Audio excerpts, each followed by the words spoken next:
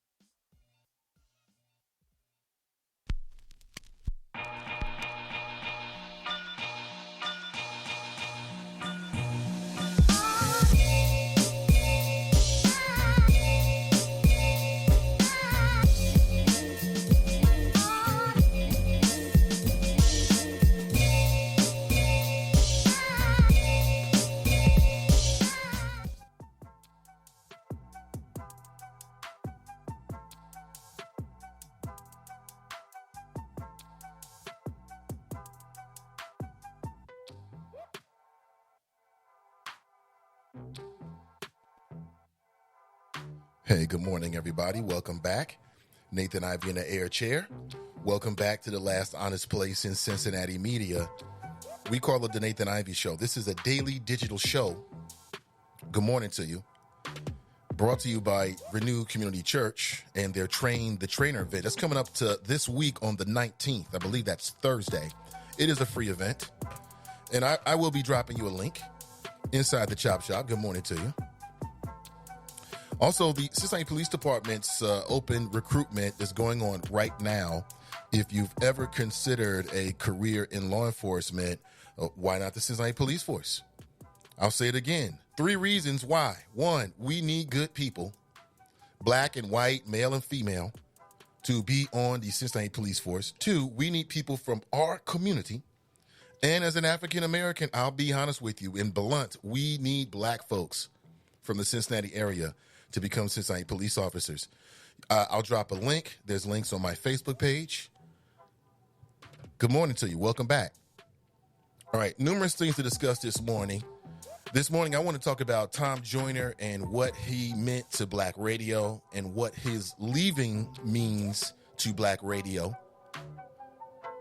I want to talk about Matt Bevin, who was a creep. Matt Bevin was the former governor of Kentucky, who's getting a lot of criticism right now because of his controversial usage of pardons. You know, as you're the governor, you see this all the time when you have a governor that's leaving office. Maybe that person lost the election or is leaving, not running again. And they'll pardon people. There are people that appeal to the governor who's been given that power to commute their sentence or to pardon him, right? And I'm sure Matt Devin's no different. Happens, male, Republican, female, black, white, makes no difference. But the nature of the cases in which he delivered a pardon has a lot of people, not even conservatives. Yeah, not even conservatives. I'm listening to Willie Cunningham, just happened to be in the car last night. And he was going in on Matt Bevin. And I thought, see, I told you so. Matt Bevin, as soon as I saw Matt Bevin when he was running many years ago to become the governor, he's coming up with Trump, I knew off the top that Matt Bevin was a creep. Like, Matt Bevin comes across to me like, what does he come across like? Let me see, a creep. That's what he comes off like. I don't trust this guy at all. Yeah, there was a movie that came out in 1994 called Surviving the Game. And the movie, and it was very, I thought it was commentary. It really was. Because sometimes entertainment can be that way. But in the real quick synopsis, it starred Ice-T, everybody. A young Ice-T. You know what I'm saying? The F the police Ice-T before he became the police on TV. Or at least he portrayed police officer on TV. So Ice-T is a homeless dude, down his luck, post-Reagan era, can't get a job, living on the streets, you know what I'm saying? He goes to a job interview. They're going to give him like $2,000, right? Like something big. And all he's got to do is take these 4 friends. They're going to go out into the woods. They do it every single year. They like to hunt and fish and tell stories and drink vodka and burping contests, right? And all he has to do is carry the bags and, hey, free room and board. He's like, $2,000. They get out there, man, in like British Columbia and Manitoba. Whether you know it or not, it's been said that a lot of people go missing in Alaska. So they're like someplace in Alaska. And if you're wondering, Nate, why do you sound like that? It's because I'm a little under the weather. And my microphone's down. 2 things. That's why. Yeah, I'm a bit under the weather here. But I am with you nonetheless. I don't know what it is. Just going through the house. I saw 6 last night from the Nom Talk About podcast. I had to give him the elbow bump. I'm like, brother, you don't want to come too close. So we elbow bumped. What up with you, 6, if you're listening? But back to this story, right? Man, so they get Ice-T out here in like Alaska. Because believe it or not, there's like a triangle in Alaska in which thousands upon thousands of people just disappear every single year. They don't know what happened to them. I'm not making it up. Google it. And they're out somewhere in Alaska. And these mofos turn on him, man. And it turns out that what they hunt is people, a bunch of rich guys who's got nothing else to do. They're bored. Every appetite has been satiated. They've done everything.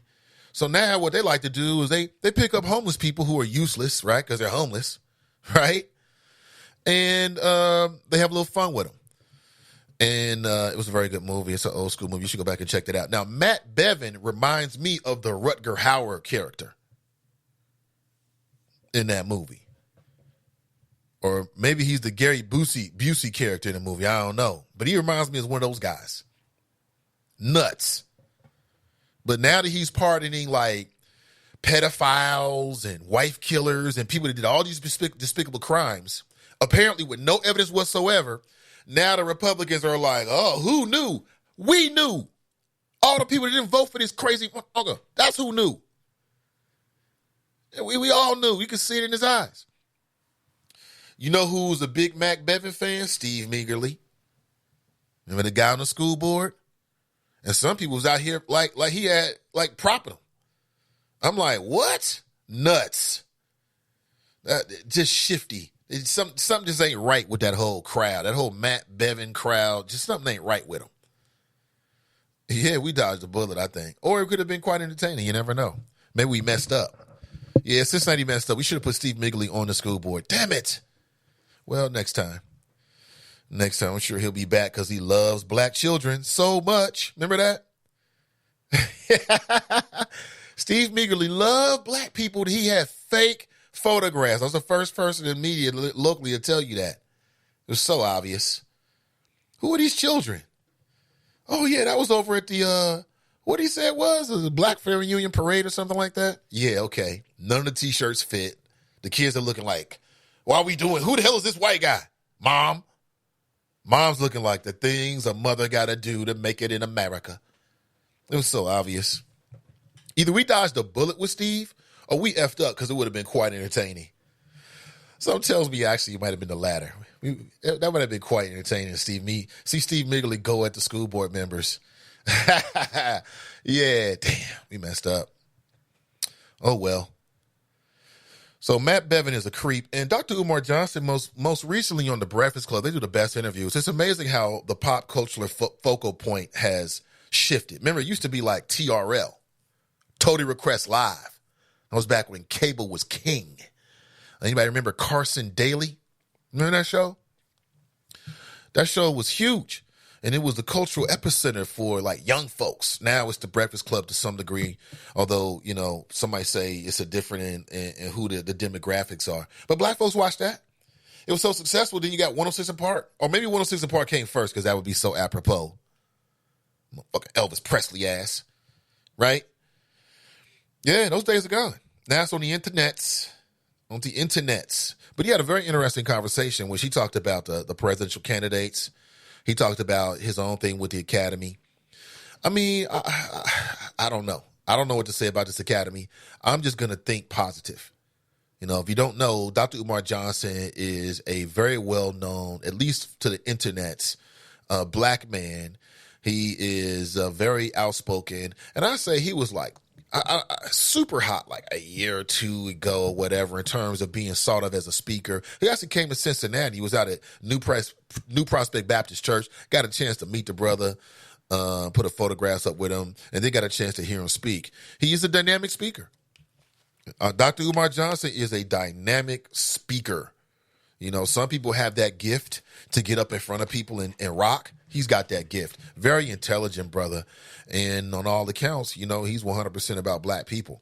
Some of y'all might remember the interview he did with Roland Martin, which I bring up coincidentally for two reasons. One, because, you know, it's the evolution of the story I'm telling you about Dr. Umar Johnson. And then two, there's a nexus here between with Tom Joyner. Because Roland Martin recently got a chance to speak with Tom Joyner. And I've got the audio for both of those interviews. I want to dissect it a little bit. I thought it was some very interesting things that you may or may not agree with. Also this morning, I want to see if I can find this video. It was hilarious. One of the choppers, her son pranked her. Like, you know, I got a girl pregnant. And if you've got a teenager, whoo, boy, you listen. Damn it. 16 talking about you got a baby. Telling you, man. I'm telling you, this is weird. I told the wifey what little Buddha's what? What is she, 14 right now, right? 14. She's 14 today. I told her, look, it's time to have that talk. Like, for real. Like, she already know. But we just I'm talking about birth control. My wife's like, what? Really? I meant what I said. We have to educate our children. You know what I'm saying? All that spiritual stuff, that's great. You know, she's a member of the church and go to church on Sundays, cool. But, man, I just remember when I was 14. Very busy girl. She's got exams this week, as do a lot of kids at CPS. And, yeah, man, she deep in it. And the work is so deep, it brings the parents into it. You know what I'm saying? You gonna do the work. Very interesting. Victoria writes, thank you so much for the tickets. My husband's a huge supporter now. He wants to attend every game. He also went to the UC game. Both he and my daughter are UC alums. He could not stop talking about the Kings game and supporting black businesses. I love it.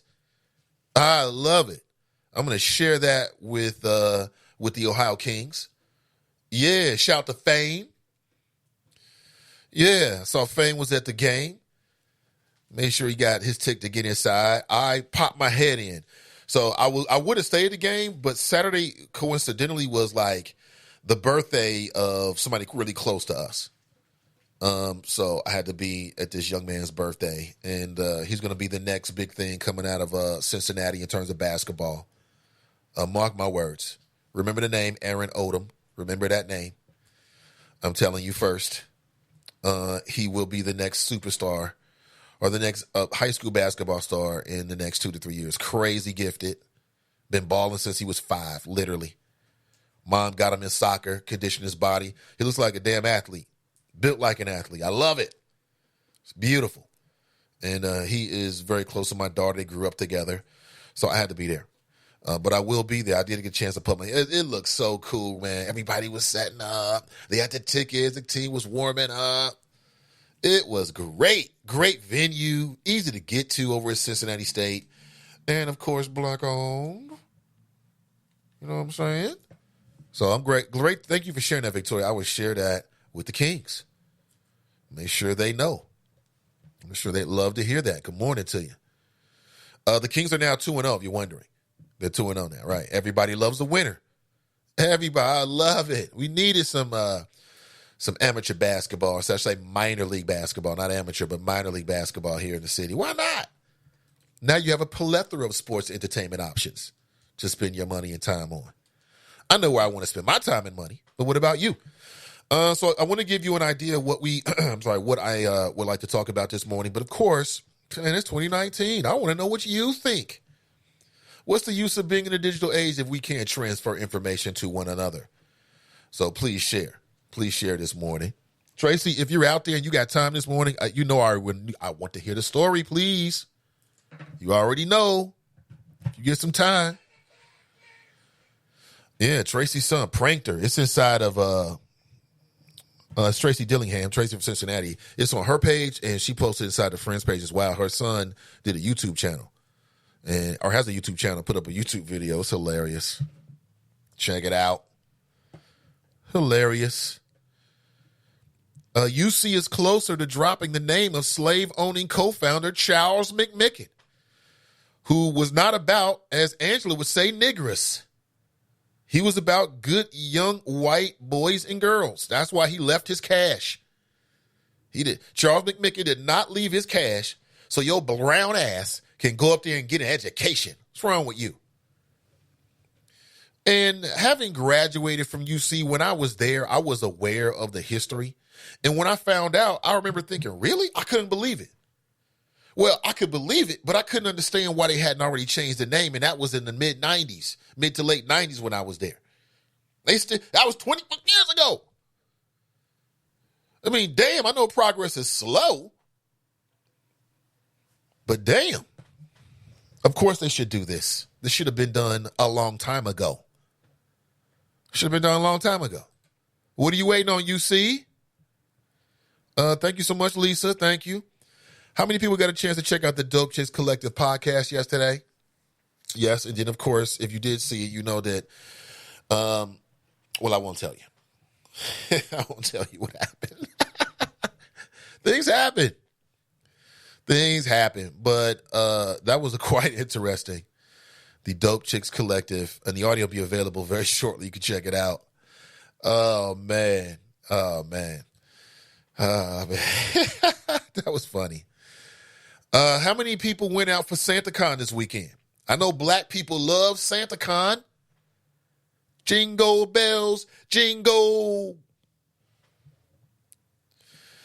And if you don't know what it is, SantaCon is I think it's a bar crawl. I've never done it before, but, you know, if you drive around the streets or go downtown, you see people walk around dressed up like the Grinch.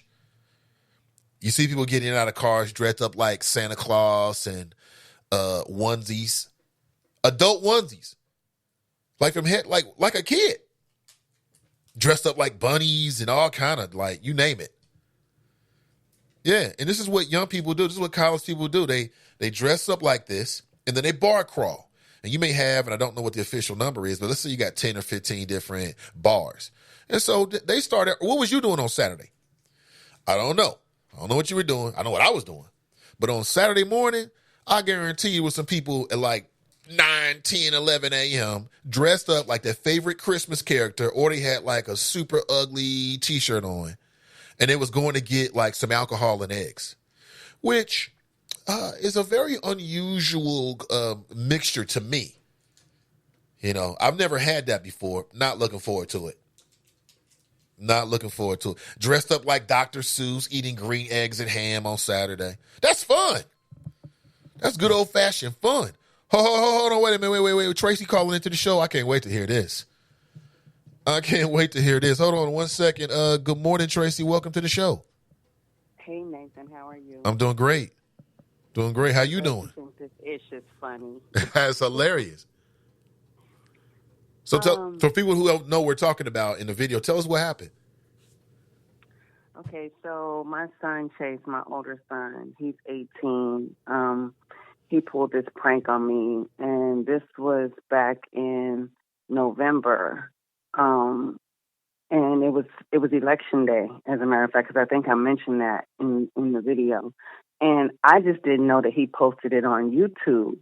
So he was telling me the other day when he was at home, because he's on Christmas break, that he was making a YouTube video with his friends at the house. And I know he had already created a channel and everything. So I just went out there to find that video, and I saw our video out there, and I was like, wait a minute, what? He put this SHIT on. I know it's too early, but I said, he put this out here. So I got to watching it because I totally forgot what happened and everything. And then I just said, well, let me put this on my page. And, I put it so my son wants to be a prankster, blah, blah, blah, blah, blah. And people started watching it, and they thought it was funny. But what was even more funny was people were like, I don't understand how you could be so calm, or I would have went off. And I lightweight did go off. But in my mind, Chase is grown. He's an adult now. And all I know is you're not bringing no babies here. All of our parents probably saying, you ain't bringing no babies here. I meant that mess. Like, you're not bringing no babies here. So what happened was he told me that it was some girl at school. They went to her house and they did the whoop-de-woo. And I'm like, what's the whoop-de-woo? And he proceeds to tell me that she thinks she's pregnant. Now, looking back on it, I'm like, 2 weeks? We don't know at 2 weeks if we're pregnant or not. This is my son just, speaking off the cuff, and he really don't know nothing about all of that. But he had this whole plan figured out where he was like, yeah, we could just move in downstairs and we could take over the whole, downstairs. I'm like, well, wait a minute, hold the hell up. Y'all not moving in here. Ain't no baby keeping me up at night. And, I just went through the whole spiel. But what was the funny part to everybody was she got this pregnancy test from the Dollar Tree store. And I think people were looking at me like, oh, you too good for Dollar Tree? I love Dollar Tree. I live in Dollar Tree, Family Dollar, 99-cent store. If I can get it for $1, I'm going to get it for $1, except those 99-cent steaks. We're not doing that. So, yeah, and people were laughing at my younger son because when I said, wait a minute, what? Or whatever I said, he just got up and slid away from the table like, I'll see y'all later. But, yeah, he got me. Was your younger son in on it? Thank God it was a joke. Was your younger son in on it? Yeah. Okay, yeah. So he was playing his role. My husband wasn't in on it. He wasn't even there. He really didn't even watch the video in its entirety until last night. And he was just like, what the hell? He was like, better her than me, because my husband would have took it way differently. But, yeah. That's a hell of a blow right there. I mean, here you are, so close to empty nest, and your son coming here talking about he going to bring a grandchild in there. The hell he wasn't. Right. That's what he thought. And in that video, and most of you all probably don't know, the whole summer into the fall, I was suffering with sciatica pain. And I just found out the root of all of my pain. I'll be fine. But I was really in pain in that video. And he's sitting here telling me this, and my blood pressure is just, I could feel it going through the roof. My head was about to pop off. And then at the end, I'm like, so you thought this was funny? It wasn't funny, So at the end, it was pretty much like the joke was on him, because you know how most people say, they crack up laughing like it was a joke. I was like, this ain't funny, but everybody else thought it was funny. Nathan was rolling, thought it was funny. I think even your wife commented and thought it was funny, but yeah, I'm just relieved that it was a joke. Mm-hmm. I know you are. That's hilarious. But, hey, we already have 5 grandkids, Nathan, and to say one more is on the way, that's all good and fine, but at your house. At your house. I don't want no crib in my house. Right. So that's how I felt about it. Because having a crib in the house changes the house. It's a different house when there's a crib there. Yeah. And really, the whole joke was on him because it just shows his whole ignorance. He was like, well, can't we put the baby on your insurance? He knows nothing about none of it. Put the baby on our insurance. That's your baby. And he just thought he had it all figured out. I was like, no, I got some more education to do with you beyond the whole sex thing. You need to know how this really works. Right. Nah, bro. You about to get a job. That's what's about to happen. Yeah. Yeah, daycare, Pampers, and formula will break you. It's real. I've been there, and I'm not trying to go back. Tracy, thanks for the story. I appreciate it.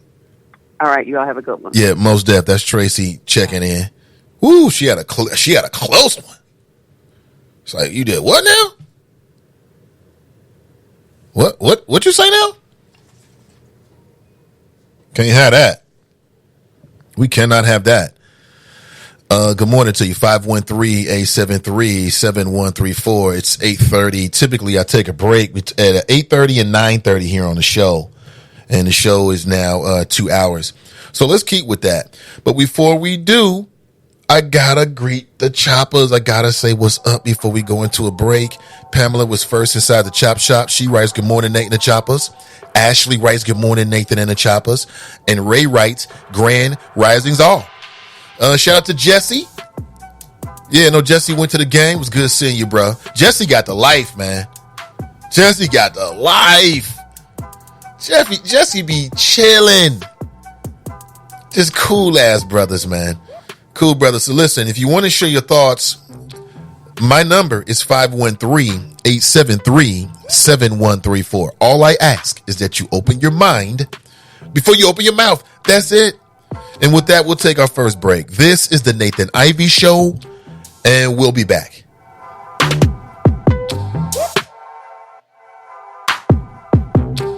With the Bloomberg Urban Report, I'm Chuck Kamlick. With just over a week until Christmas, retailers are hoping for a big uptick in late sales.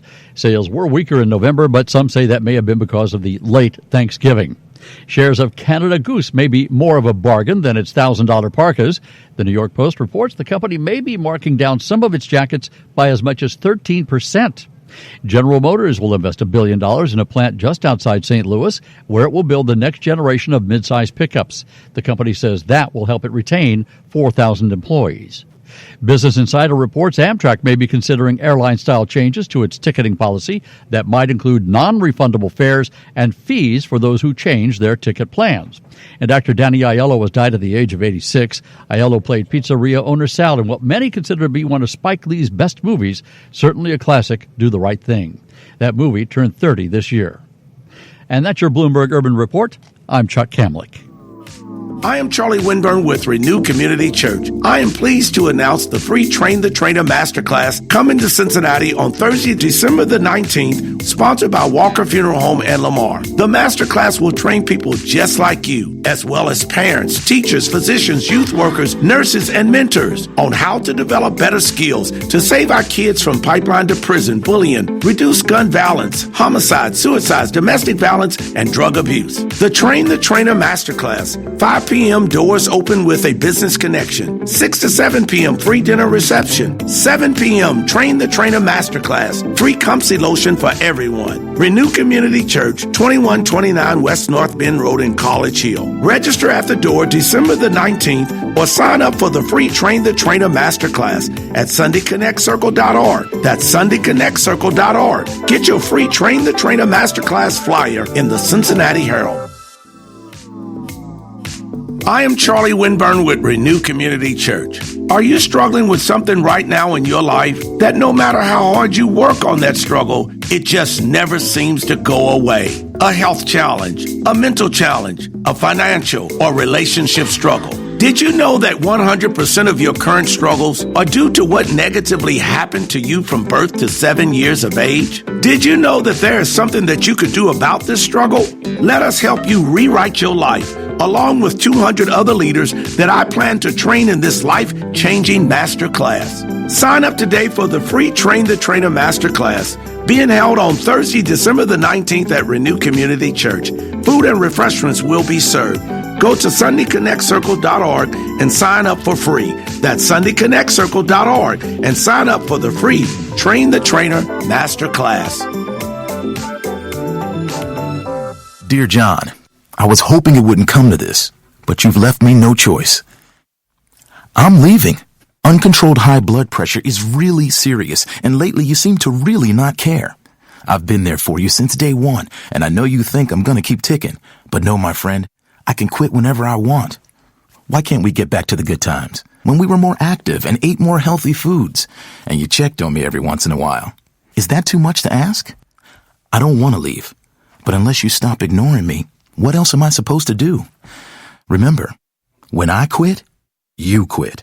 Sincerely, your heart. Listen to your heart. Don't let it quit on you. Doing the minimum to control your high blood pressure isn't doing enough. High blood pressure can lead to a stroke, heart attack, or death. Get your blood pressure to a healthy range before it's too late. Find out how at heart.org/blood pressure. Check, change, control. A message from the American Heart Association, the American Stroke Association, and the Ad Council.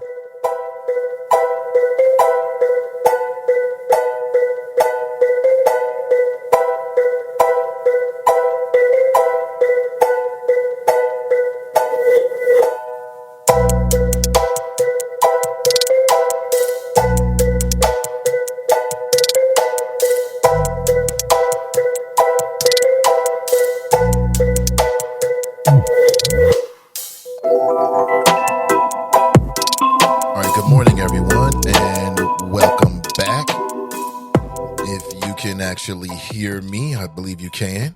Good morning, everyone. So Tom Joyner is saying his final goodbye after 25 years on the air. 25 years. I think that's quite remarkable. I mean, Tom Joyner, it has been, black radio to some degree.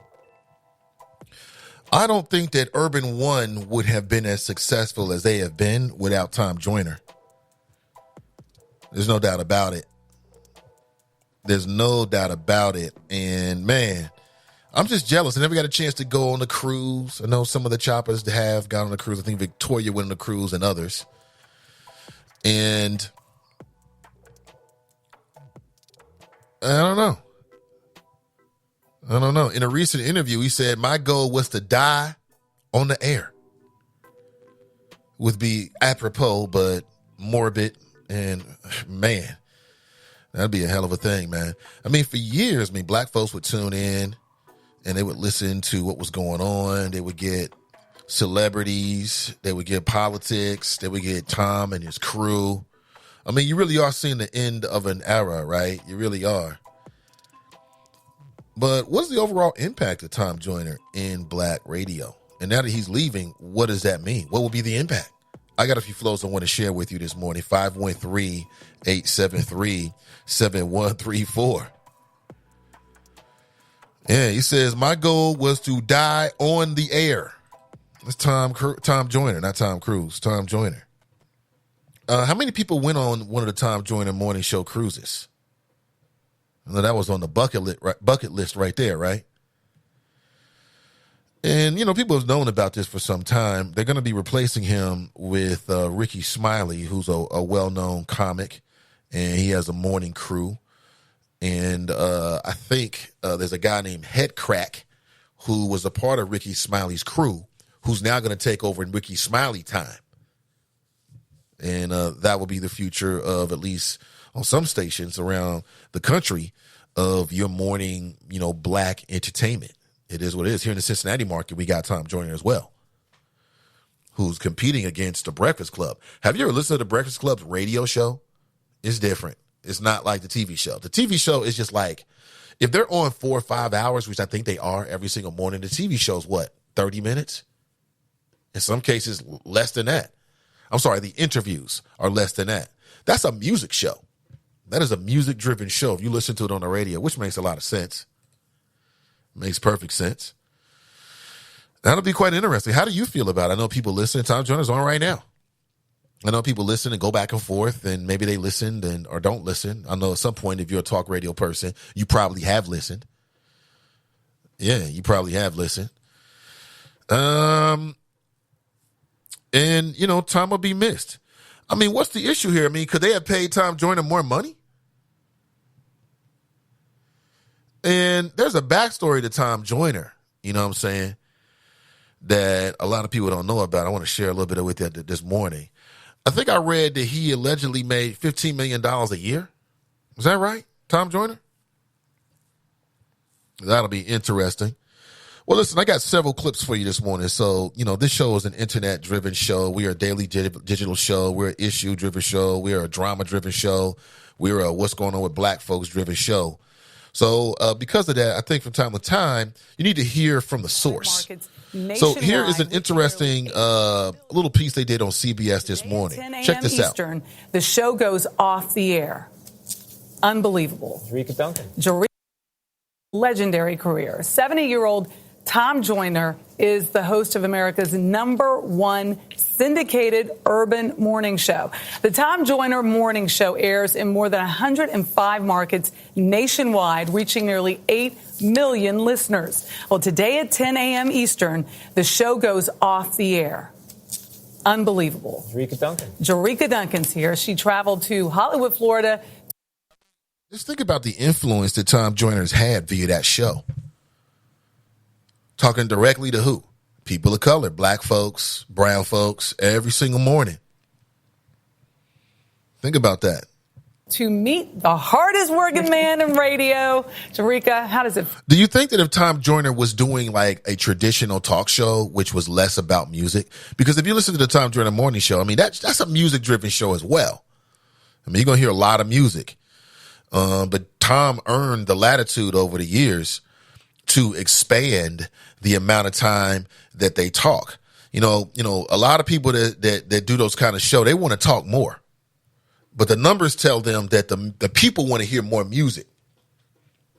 There's always been a long, I don't know how long it's been going on, but that's been a division in terms of how some people look at those morning show. I guess it depends on the crew or the host, right? But numbers say people want to hear music. When you listen to your local commercial urban centered show station, the reason why you hear that is because the numbers are telling them that's what they should be playing on the music shows. Okay. Now, some of the shows, they just do it defies logic. But I'm saying in terms of those music stations where they play music primarily, people say, oh, I'm tired of hearing the same song. No, you're not. You love hearing Drake 14 times a day. Because every time that shit come on, you're like, oh, that's my jam. Oh, turn it up. Every fucking time. You want to hear Hotline Bling one more time? Enough of me. Go back to this. Hanging up the mic. Well, it's bittersweet for Tom Joyner. This is a man who admits he has made a lot of money in radio, but he has also raised a lot of money to support historically black colleges, more than $60 million to be exact. It's clear Joyner loves his job, and he loves the listeners who have been supporting him for the last 25 years.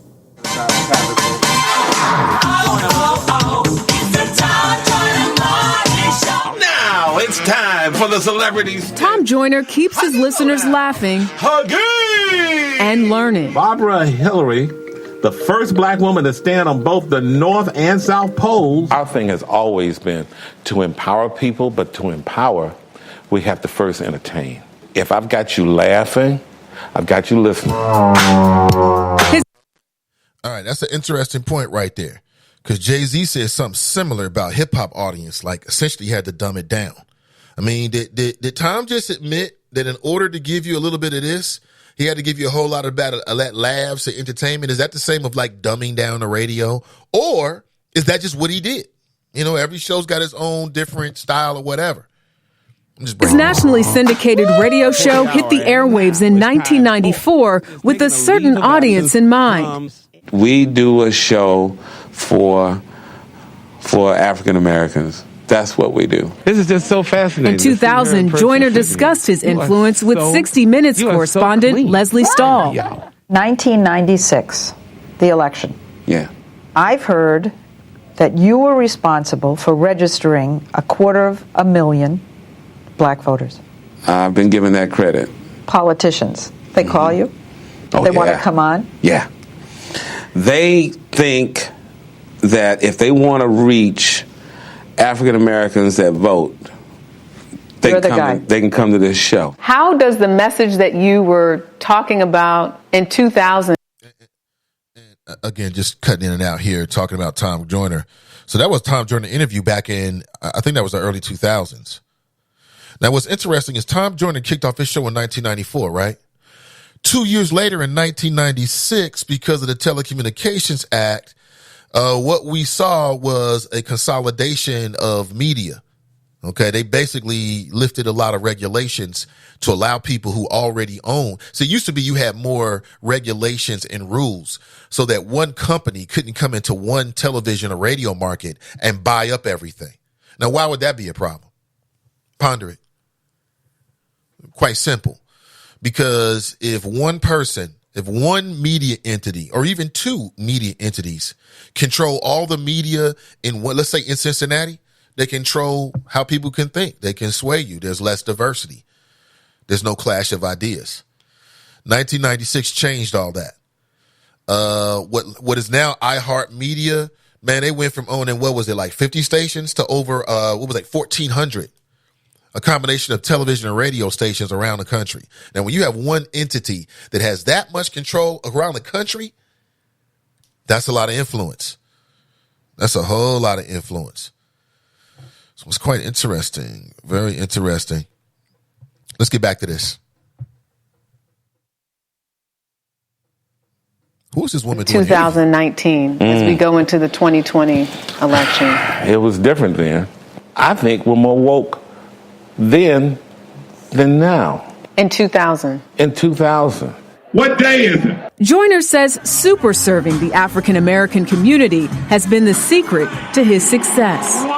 Don't worry about crossover. Just super serve, super serve, super serve. Anything that affects African Americans, that's what you do. Just worry about connecting to people and their needs. He was born and raised in Tuskegee, Alabama, one of many cities that helped shape the civil rights movement. I was a fat kid, and they served great food at civil rights marches. Oh, my God, the chicken was good. And so I'm out there protesting the fact that our radio station in this all-black town didn't play any black music. And this guy who owned the radio station, which was inside a Ford dealership, came out and said, I don't need this. I'm trying to really sell some cars. Tell you what, it's a sun-up to sundown station. Every Saturday, I'll let one of you play all the Aretha and the Temptations that you want. That's how it started. That's how it started. By the mid-1980s, Joyner earned the nickname Fly Jock. That's because he was offered two jobs and took both, flying between Dallas, where he did a morning show, and Chicago, where he was on air in the afternoons.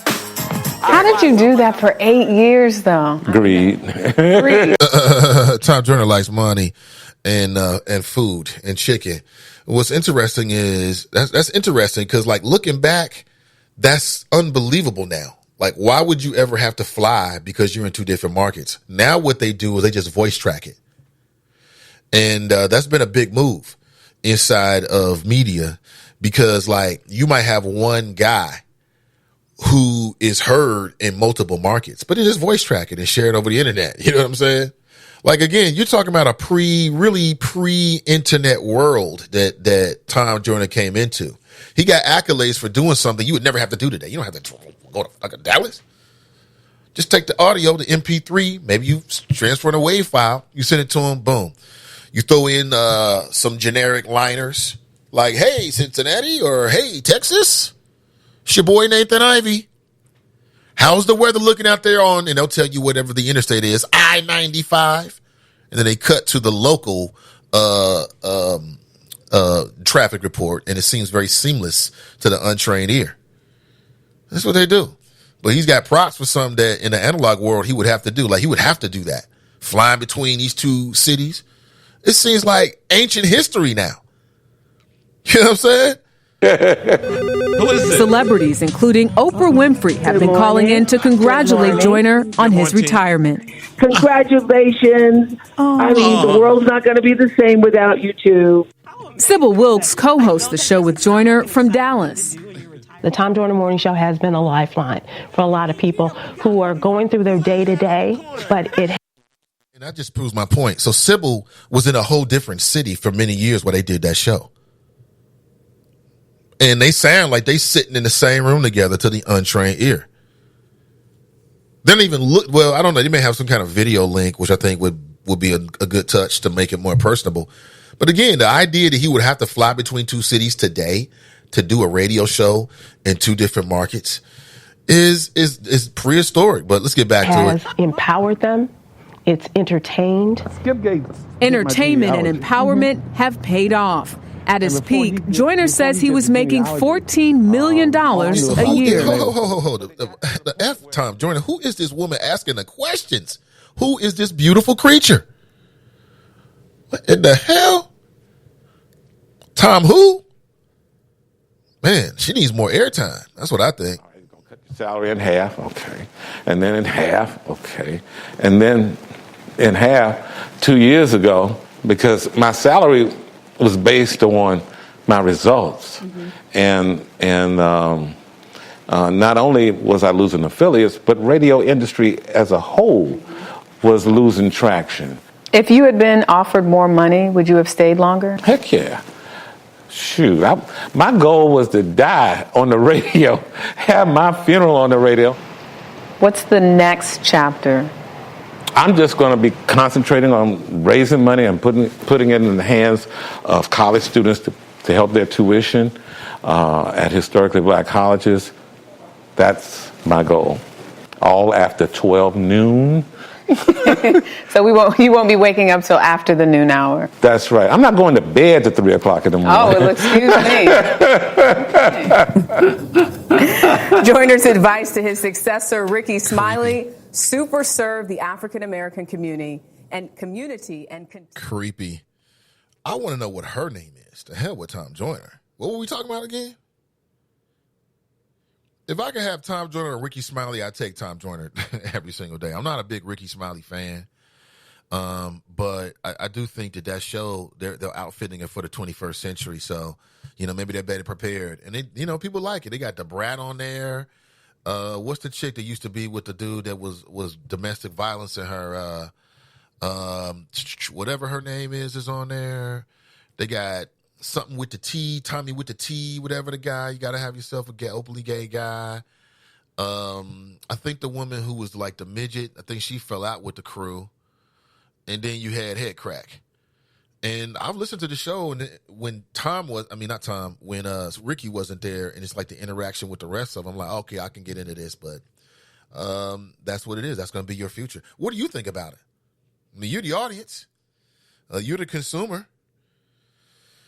And I don't know. I think that, Tom was bringing all those people, what I liked about Tom's shows, he was bringing different people on. He was hearing different voices, Roland and other folks, Sean King, getting political, saying people doing commentary. I thought that was dope. I thought that was pretty dope. But there it is, just a little bit of Tom Joyner. He moved on. He's moved on. So where will the next epicenter for black people, whether it's in the morning or whatever be? Well, I think we've already gotten it. It's called The Breakfast Club. What Tom Joyner said back in that interview in the early 2000s about him thinking that politicians feel like they got to go on his show, in order to connect with the community. That's what people are doing now with The Breakfast Club. You got all these presidential candidates. Hillary Clinton famously says she had hot sauce in her purse. She carried everywhere on their show. It's just interesting how the cultural focal point moves. But where will it be in 10 years? Never know. Good morning. Welcome to the show. Good morning, Mr. Ivey, and all the beautiful people in the Chop Shop. Chop Squad 52 out here on the left coast, also known as the People's Republic of California. How are you doing, Mr. Ivey? I'm excellent, other than under the weather a little bit. Oh, okay. I appreciate your topics this morning, and I'm pretty sure you're getting to the last topic about Dr. Umar Johnson, but absolutely. The reason I called, yes, absolutely. The reason I called, Mr. Ivey, I posted a question in the Chop Shop about the influence of Tom Joyner and other black urban radio personalities and how they were instrumental in maintaining the unprecedented stronghold of the Democrat Party over the black voting people in America. And do you think the fact that the way Tom Joyner explained it in the interview you just played, where his salary just started dropping and he was losing affiliates, and he said the overall effect of radio itself. And I'm wondering, Mr. Ivey, do you think that the politicians are turning away from urban radio and turning to social media?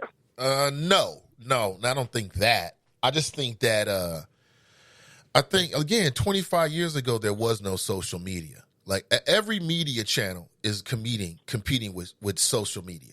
And nobody can keep up with social media because it's people, human beings posting stuff. So when Tom Joyner started, he was the only voice. In a lot of cases, he was the only voice that people was hearing. Black voice talking about issues in the radio, in media. This is pre-internet. Now, there's 200,000-300,000. There's millions of them. You got YouTube. You got so many sources of media out there. So Tom was competing with that. And then, he had a show that was set up and made for like previous decades. You know what I'm saying? That's what I was going to say. But that's just the way it is, though. Like, everything that's hot. Like, if Tupac was alive today, he wouldn't be young. He'd be in his 40s.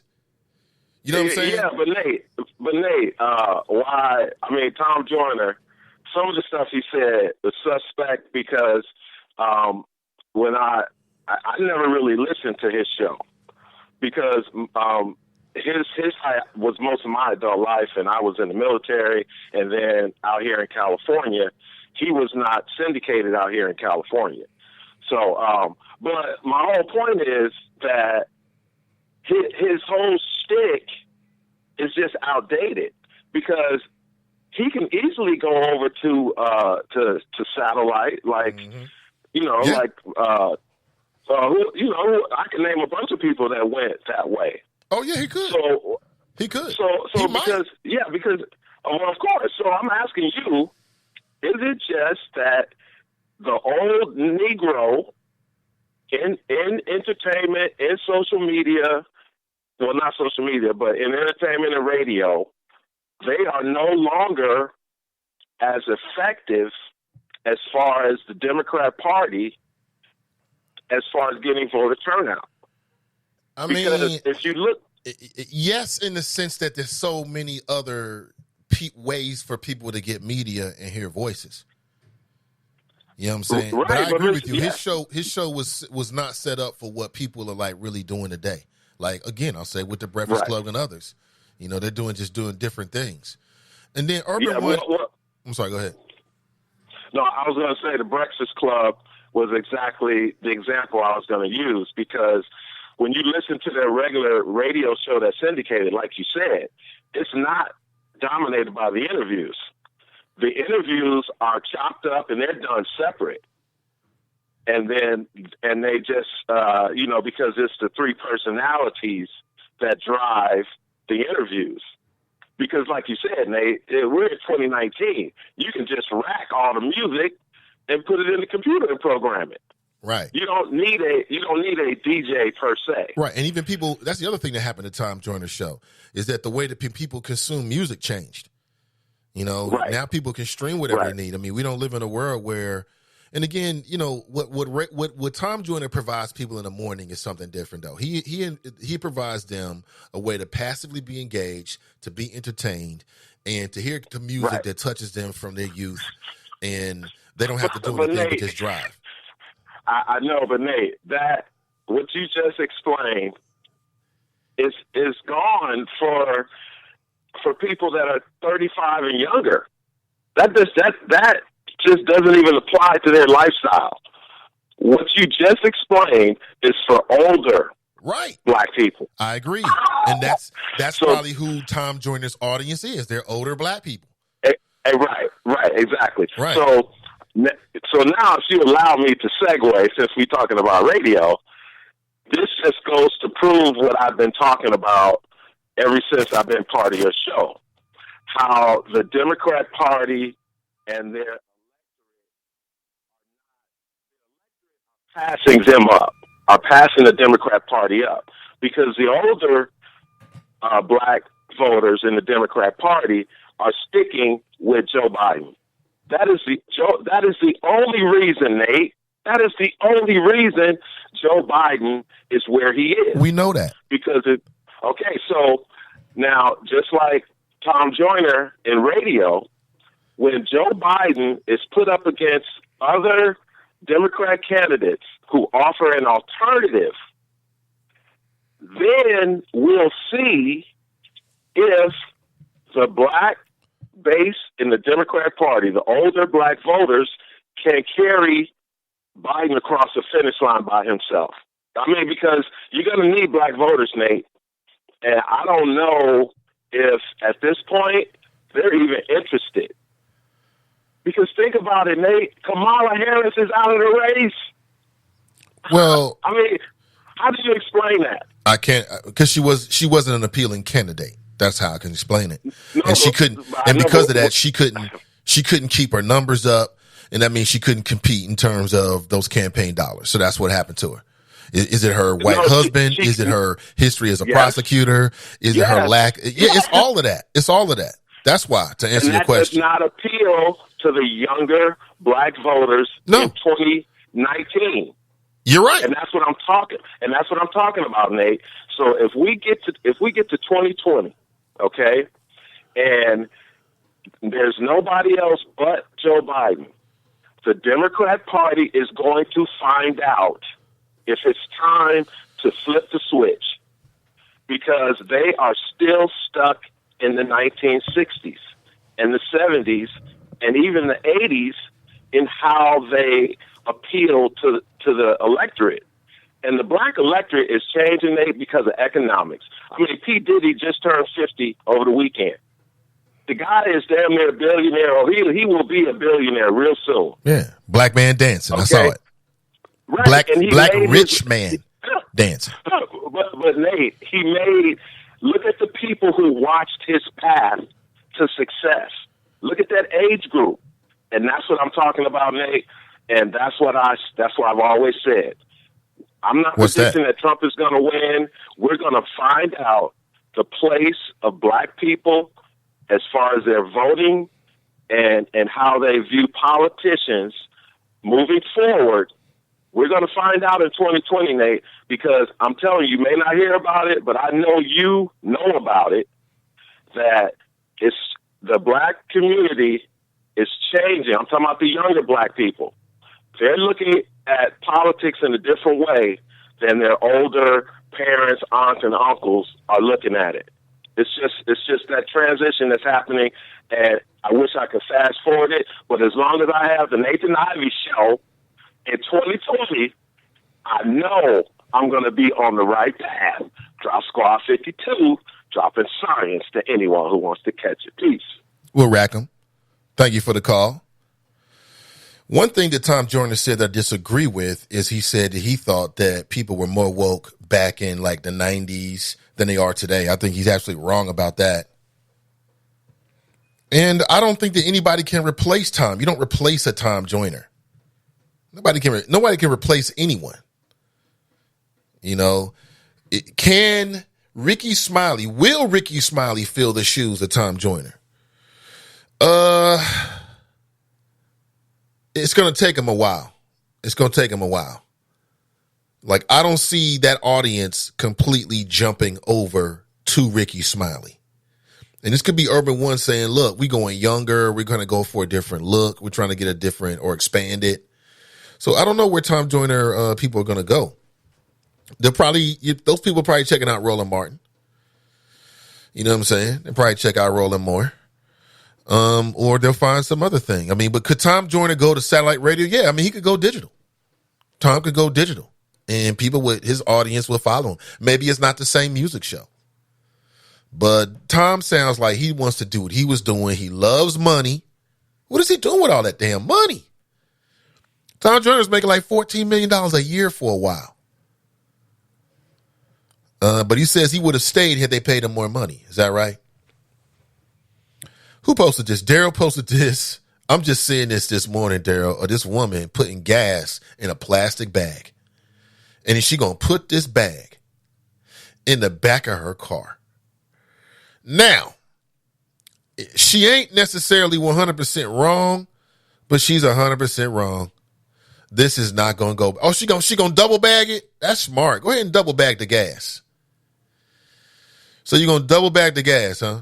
Okay. Is this woman dumb or smart? Dumb or smart? I don't know. Depends on how it all ends, right? Let me see. Oh, dear Lord.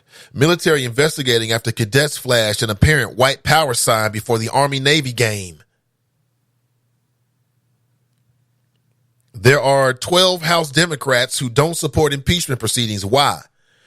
Off the cup, I would say that these are probably Democrats in red states.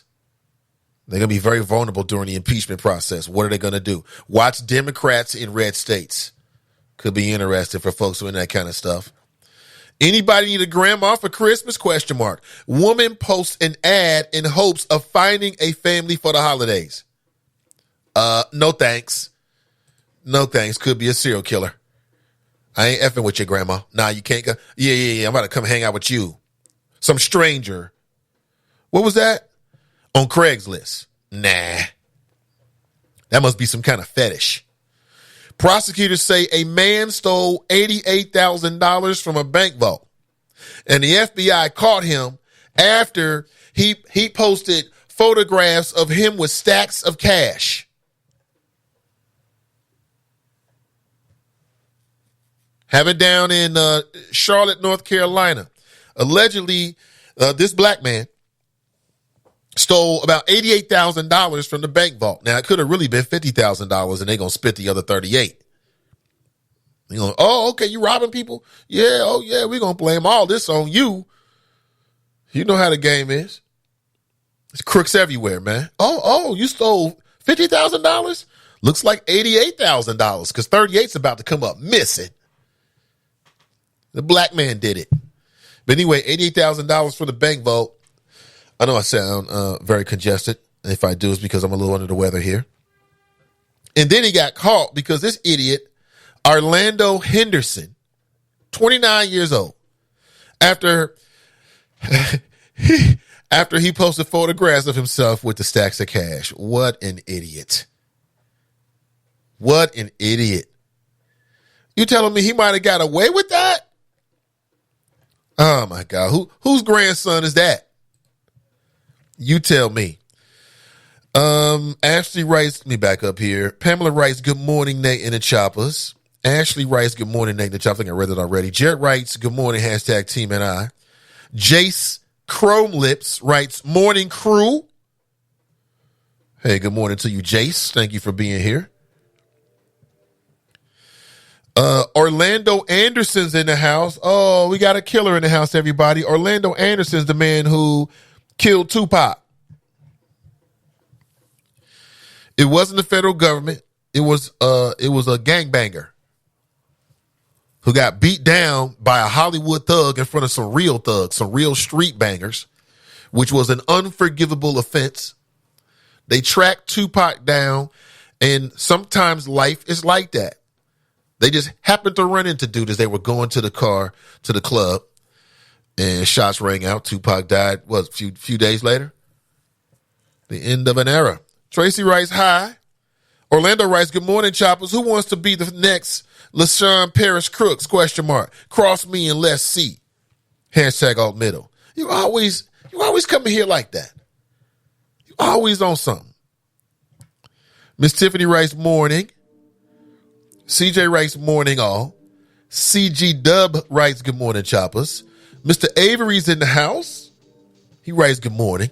Black Russia writes, good morning. What is that on, is that LeBron?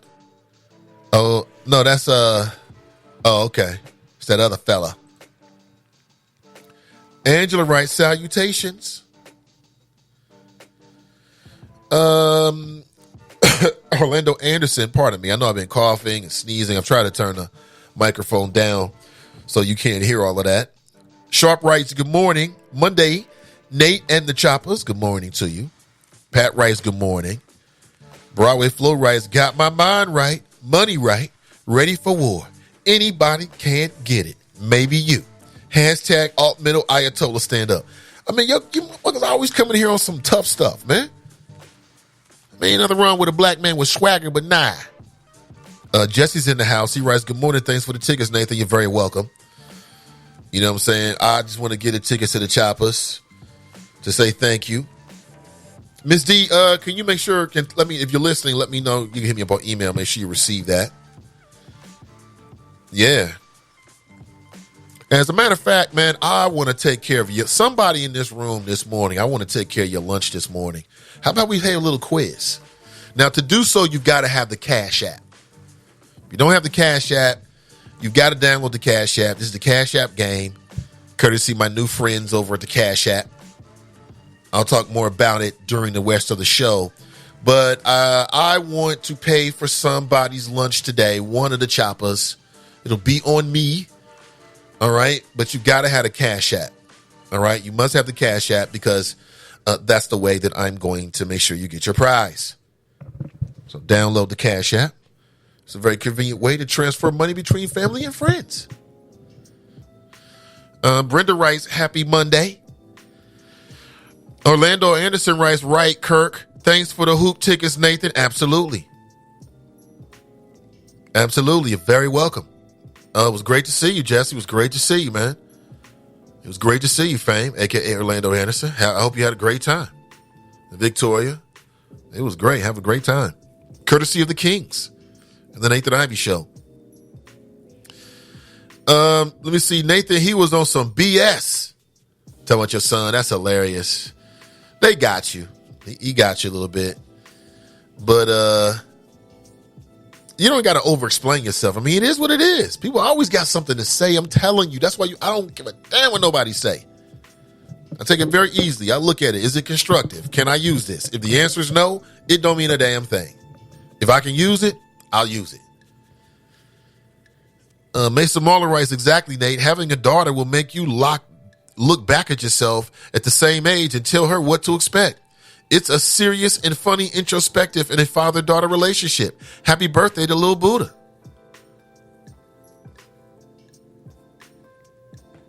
Happy birthday, Buddha. Did I say her birthday was today? Her birthday is not today. Little Buddha, now it's medium Buddha. Her birthday is not today. If I said that in error, I'm sorry. Man, I got cough medicine in me. You know how that stuff is. Mazone writes, yeah, Tracy, you had me rolling. Yeah, that was funny. P. Diddy turns 50, hip-hop billionaire. Yeah. I look at P. Diddy as a source of inspiration. And I did see he turned 50, and he doesn't have the same moves as he used to, but it doesn't really matter. And they're bringing back that Making the Band, which was one of the early reality shows in which he put together two bands, like boy bands, girl bands. One was called Danny Kane. The other was Day 6, I believe. And Danny Kane was more successful. They actually had a couple of hit tracks, at least one hit record. And then because of selfishness and ego and all the trivial things that mess up anything that when humans trying to come together, you know how it is, they broke up. But they're bringing that reality show back. See, Tracy, there's the link. Thank you. Tracy writes, Angela's in the house. Angela is in the house, and she asked Tracy, how was Alicia Reese's event? It was very nice, Angela, and well attended. Let me see. Keg and eggs. Beer and eggs do not mix. Right. That's what they call it, keg and eggs. That must be some Viking shit, because what time is it? Yeah, it's 9:15. It must be some Viking shit, because eggs and alcohol don't mix. And I've never had eggs and alcohol. And I'm just telling you that the idea of it just don't mix. It just, beer? Oh, nah. It's just something about that just says no. Sounds like bubble guts to me. I'm going to be honest with you. Yeah. Angela writes, it was a party downtown and witnessed them roaming the streets for 4 to 5 hours. Yeah. Yeah. If you didn't know, you're like, what the hell's going on here? People dressed up like Santa Claus. Cincinnati's weird. Cincinnati is weird. And there were black people out. Yeah. I was glad to see it, man. Go and have you some fun, man. Listen, what's the use of living in Cincinnati if you're not going to enjoy what Cincinnati has to offer? Now, we all pissed off about the gentrification. We pissed about this shit. We mad about the lack of justice in Hamilton County for God's children. We all are on the same court on that. But like I told you, the weekend is your recharge. Get some extra sleep and go have some fucking fun. Your grandkids, your children, your friends, they shouldn't have all the fun. You go have some fun. Go out. Go to the Kings game. Just go do something different. Or not. They were all on the streetcar, she writes. MG writes, I laughed so hard, Tracy. Your other son said, I'm heading out. Kelly writes, good morning. Catching up here. I think I'm back at 8:30. Yeah, I'm at 8:30 right now. The minister's in the house. Good to see you. Good to see you, Mike Jones, Tanika, Cam. Good morning, everybody. Damn, Do the Right Thing is 30 years old. Yep. Yes, it is. If Ricky doesn't work out, he will be back and getting a heck of a lot more money. If Ricky Smiley doesn't work out, I have never listened to I take that back. I did listen to Ricky Smiley's show once that I can remember when Ricky was there. I'm just not a Ricky Smiley person, although I thought that his television show on TV One, I thought it was interesting. I get what he was doing. They say Ricky Smiley is difficult to work with. I can see that. He seems like he's eccentric. Angela writes, I think the debut is January 6th for the Russ Parr show. Yes. Yes. Yeah, Tom is taking a hiatus. Ricky isn't going to be able to keep that older Joyner listeners. Tom will be back. Yeah, but see, if you would rather, if you're going to target a demographic, you want to target the younger demographic, correct? Correct? Because at some point, I thought what they were going to do was just put a new host in. And they decided, nah, we're just going to bring a whole new show that's already been established. It'll be interesting to see if it works out. I know that Ricky Smiley has he came to Cincinnati. He was here he was here this year for the music weekend. Remember that? He was here on the square. I think they did a live show here.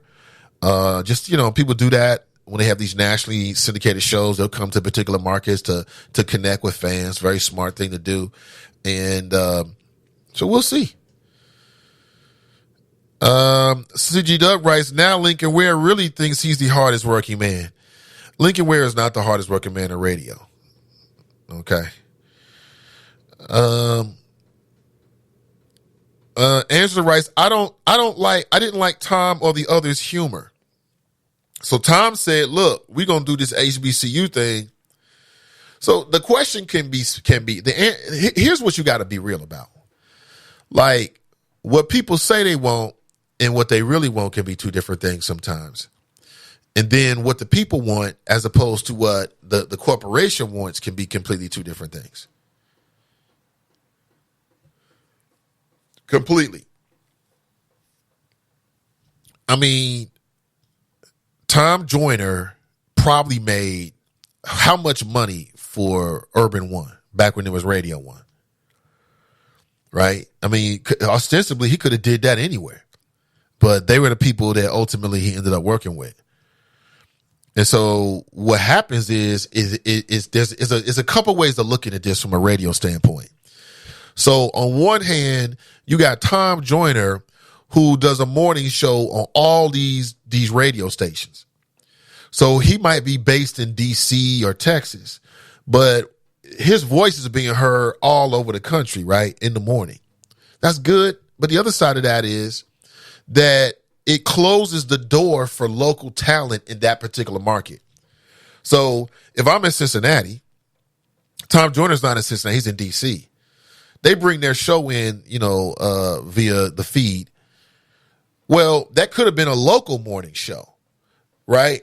But it's cheaper, right, to just pay Tom what you pay him as opposed to paying maybe a dozen or a half a dozen, right? Different personalities all doing morning shows. So it's a way for the corporation to save money, right? But what does it do? It stifles voices on some levels. But that's just the way it is. I mean, you see that across the board. I mean, you could say the same thing with the Breakfast Club now. They got the Breakfast Club on all these different stations, but there's also probably local voices in those particular markets as well. But you're never going to hear them because why would they put you on as opposed to something that has such a nationwide appeal? It just makes perfect sense, right? I don't know. Let me think here. Head crack. I don't know. I don't listen to Ricky Smiley. I don't know if Ricky Smiley is as community oriented. I don't know if he has an HBCU sort of cause. I don't know if they do any political commentary whatsoever, or is it just like jokes, music, and celebrities, news, sports, stuff like that. And then maybe they'll dibble and dabble in the politics. But there was some mornings you listen to Tom, and he's on that political tip the whole hour, 2 hours, in and out the break. So we'll see. We'll see. Cam writes, I prefer Sirius XM, NPR, and public nonprofit radio platforms. Not really into commercial radio. I started listening to Wave as a youth, and that type of platform I grew to enjoy, including your old show on 88.3, Nate, LOL. Cam, damn, that was a long time ago, brother, and I appreciate you rolling. Damn, really? But I'm the same way. Everything you just said, you know, I'm drawn to the same kind of stuff. You know what I'm saying? I'm drawn to the same kind of stuff. CG Doug writes, where's Doug Banks at? We be pumping. Doug Banks in the morning. Yeah, I don't even know where Doug Banks is. Hold on, let me do a Google search real quick. Doug Banks. I don't know where Doug Banks is. Let me see.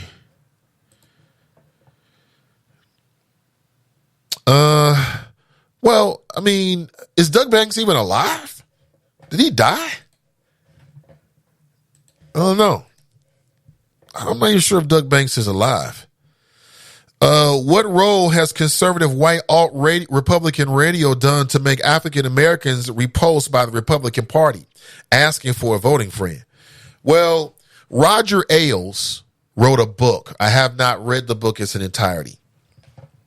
And in this book, he talked about the evolution of Fox News. Okay. And he talked about a lot of different things, actually. There's a brand new movie in which Charlize Theron, who is an African American, despite what she may look like, Charlize Theron is an African American. She is from South Africa. She now lives in America, so she is an African American. Yeah, deal with that. She was born in South Africa, in the African continent. She is our sister. And don't talk to me about the history of South Africa. I am aware. Renee writes, yeah, I know, Renee. I know. I saw it. Somebody's like, Doug Banks passed away a long time ago, Nate. Don't be wrong. You sounded crazy out here. I am aware. But back to Roger Ailes. So Roger Ailes wrote a book. And in this book, he sort of broke down like the evolution of Fox News. And essentially, Fox News was created with the express purpose in mind of trying to scare the hell out of white folks. And to do that, they use a lot of, the black people and black man as the boogeyman. Right-wing radio picked right up on that pattern. And they do the same thing. I was listening to a right-wing radio talk show host here locally named Billy Cunningham last night. And when it came to impeachment, he was running straight down the list. As if, he was working with the White House. Which, by the way, Mitch McConnell says that he is coordinating with the White House when it comes to impeachment. So much for the appearance of, not being in the bag for one side. So they're going to coordinate with the White House to make sure that they give the president the maximum defense possible. Even though in the Senate, in an impeachment scenario, the Senate's supposed to be the jury, so it's supposed to be impartial. But they're going to be hanging out at the White House and coordinating with the White House lawyers to make sure everybody's on point. I don't think there's any way in the world. I don't think there's any way in the world that Trump gets impeached. I don't see there's any way in the world. But back to Roger Ailes. So making the black people the boogeyman, right-wing radio caught up on that. They're still doing it today. So that's what the impact has been on right-wing radio. And right-wing radio. It becomes an echo chamber. Rush Limbaugh, man, you did have Glenn Beck. Now he's teamed up. He's doing digital stuff with the Blaze. What's the other guy who's just, again, a creature from the Black Lagoon? what's the brother's guy's name? I can't remember him. He just seems very smarmy to me, but apparently he's very successful in right-wing radio circles. If you listen to it, it's paranoia radio. You know, you listen to it, they will lie to you. That's why Drop is so misinformed, because he's sitting around listening to Rush Limbaugh. And Rush Limbaugh will lie to you in a second. And he'll make you laugh while he's lying to you, like, oh, that's so funny, Rush. You're so witty. Lying to you the whole time. Drop don't even know it. TNT writes, good morning. Good morning to you. Muzone writes, yeah, like Doug Banks. Yeah, like Doug Banks. And then Russ Parr took over his air spot here in the Natty. True. Angela writes, did Kamala or Corey do the Tom Joyner morning show? I don't know. I don't know. I know they both done Breakfast Club. I know that. Sharp writes, I miss CIN. Do you? What part? Angela, no, Roland Martin invited them. Cam writes, great chicken associated with civil rights. Angela writes, does anyone even watch Roland with regularity at this point? I do. It's different because I don't know when he comes on. But, it's the digital world is 24/7. So I can just watch it when I want to. And if you go to his YouTube channel, I think he's like, on Facebook, he's got 1 million followers. I think on YouTube, he might be at like 500,000, something like that. So I don't know. He appears to be getting plays. Somebody's watching it. Hot sauce and fried fish and chicken. That's Drop. I don't know why he's saying that. Cam writes, Uncle Tom Joyner. Sharp writes, Angela, I listen to Roland's podcast since I don't watch his show. Mason Marler writes, just on YouTube. Yeah. I mean, I would say that Roland is very successful in what he's doing, from what I see. And very successful. And again, watching is different than it used to be. Like listening is different than it used to be. Is this Sonny Hostin narrating? I don't know who it was. I don't know who this young woman was, but she's in the right field. She's in the right field. Nate, the sister interviewing Tom is beautiful. Yes, she was. I don't know who she is, but she needs more airtime. Broadway Flo writes, yes, Muzone, F that bed winch. I don't even know who he's talking about. Now we talking about bed winches? Sharp writes, Ricky Smiley too comedic, not serious. That's what they want. That's what they want. They want to give you somebody that'll make you laugh rather than make you think. I mean, in Cincinnati, you know that more than most people. Why has the GOP never nominated a person other than a white dude for prez? Cam writes, the Breakfast Club is for the ratchet demographic for the most part. I disagree with you. I disagree completely. Cam. It depends. Influence of Tom Joyner, 60 million to HBCUs. That's big.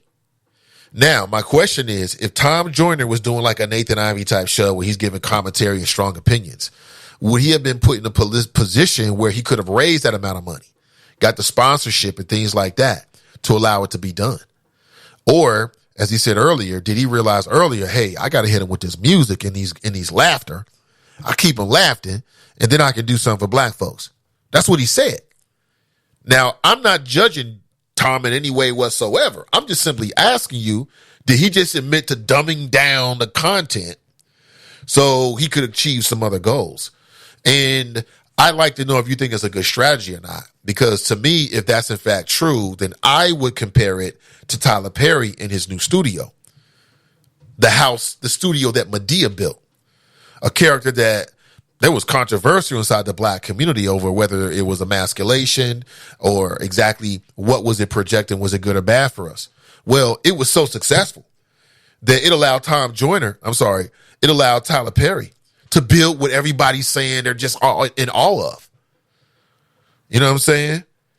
So is it about keeping it real or doing what you got to do to achieve some later goal? Even if while you're doing it, people are looking at you like, oh, you done sold out, or damn, what's up with this black man in a dress, right? Or with Tom Joyner, like, damn, Tom, do you have a serious bone in your body? Things like that. But he was able to raise this money for HBCUs. I don't know. It seems a complex question on some levels, but I think you follow me. Brian writes, morning. Good to see you, B. I agree with Cam. Not a big fan of the Breakfast Club. Muzon writes, not exactly, Cam. The Breakfast Club captures many demographics. You'd be surprised. These politicians wouldn't waste their time to go on the Breakfast Club if their audience was just righteousness. Tell them, Muzon. Tell them, brother Muzon. Tell them.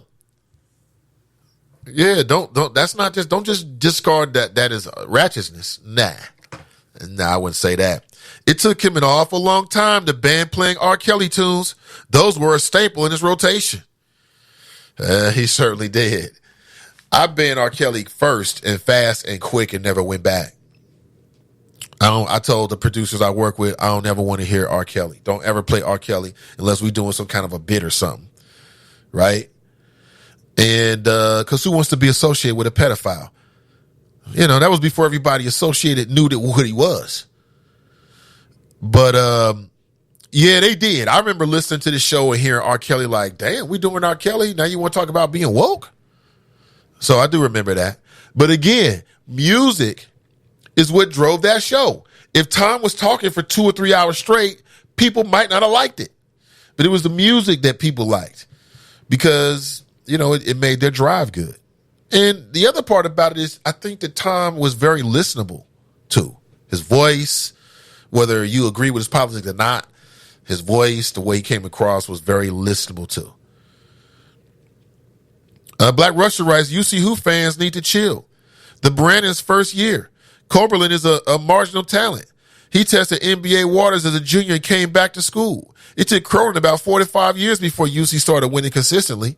UC definitely got the right coach for conference titles and 2 NC2A tournament appearances.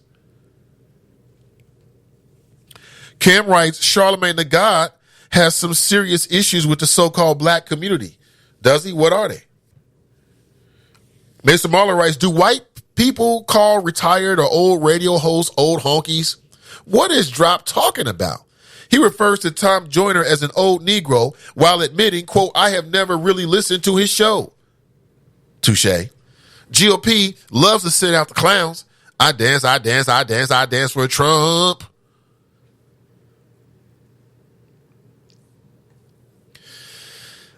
Sharp writes, Tom Joyner is infotainment. I agree.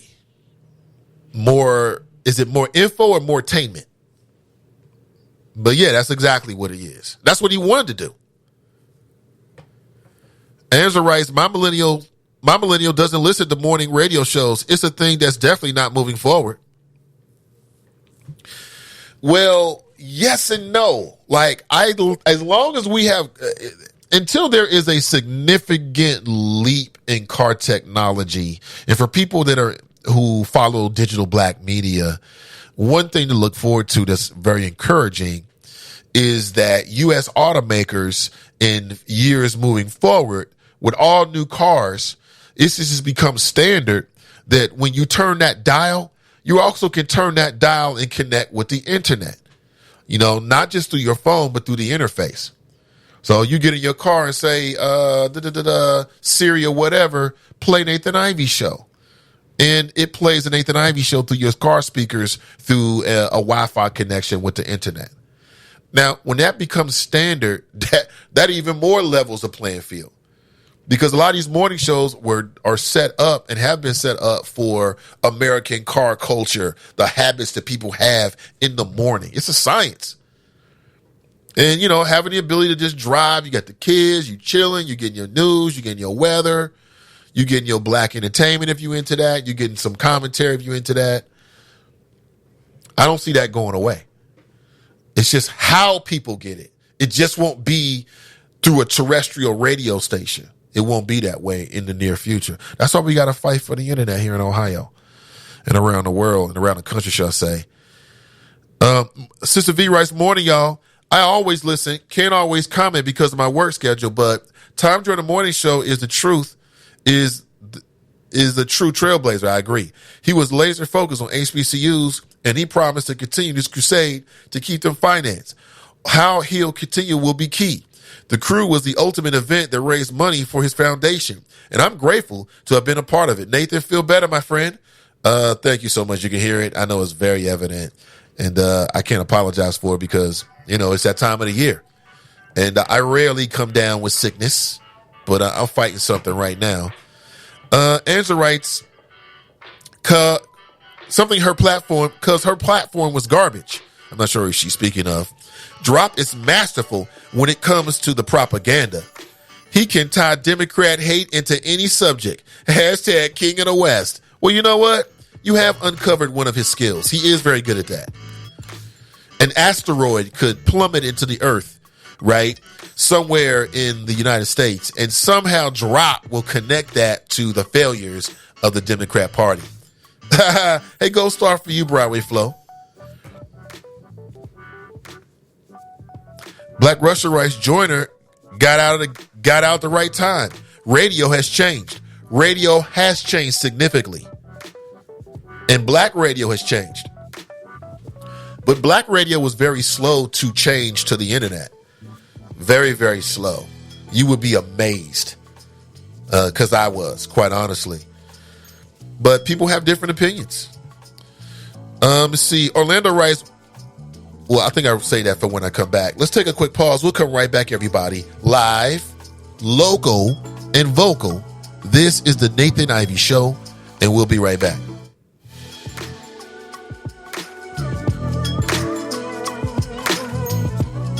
Urban Report, I'm Chuck Kamlick. With just over a week until Christmas, retailers are hoping for a big uptick in late sales. Sales were weaker in November, but some say that may have been because of the late Thanksgiving. Shares of Canada Goose may be more of a bargain than its $1,000 parkas.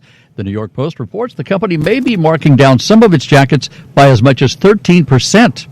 General Motors will invest $1 billion in a plant just outside St. Louis, where it will build the next generation of midsize pickups. The company says that will help it retain 4,000 employees. Business Insider reports Amtrak may be considering airline-style changes to its ticketing policy that might include non-refundable fares and fees for those who change their ticket plans. And actor Danny Aiello has died at the age of 86. Aiello played pizzeria owner Sal in what many consider to be one of Spike Lee's best movies, certainly a classic, Do the Right Thing. That movie turned 30 this year. And that's your Bloomberg Urban Report. I'm Chuck Kamlick.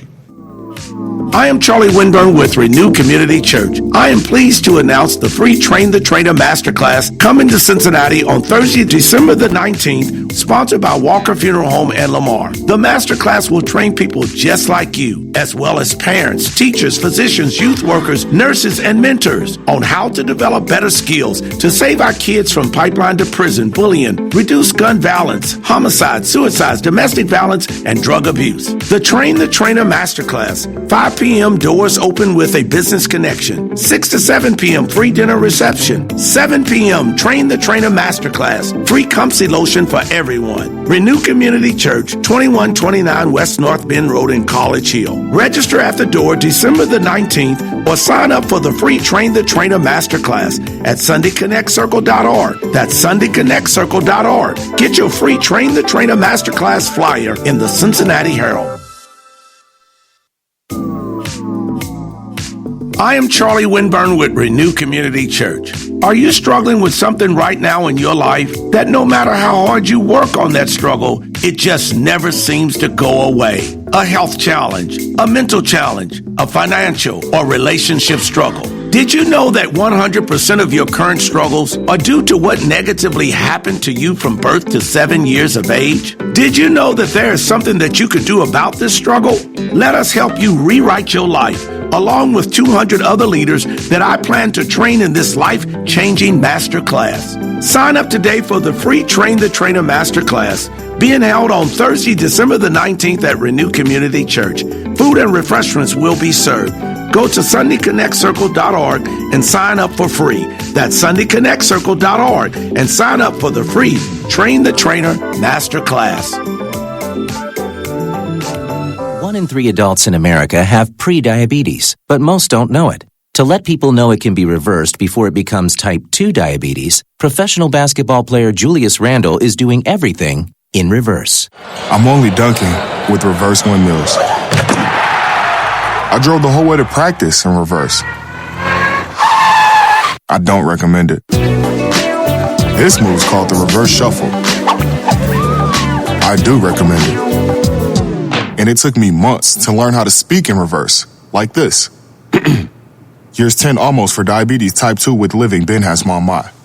In other words, my mom has been living with type 2 diabetes for almost 10 years.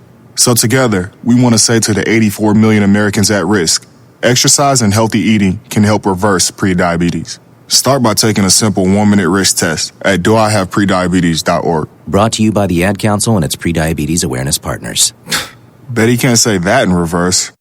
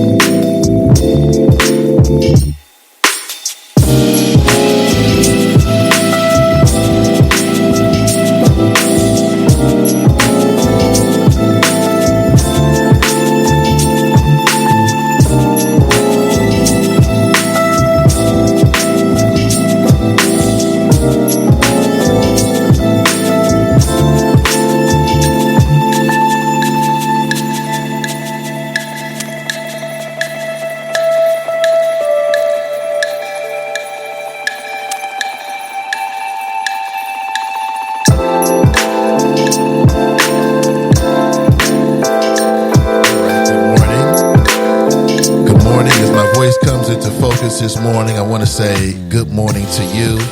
Hope you're having an excellent Monday morning. We all made it. We all made it. Good morning. Good morning. Good morning. Good morning, everybody.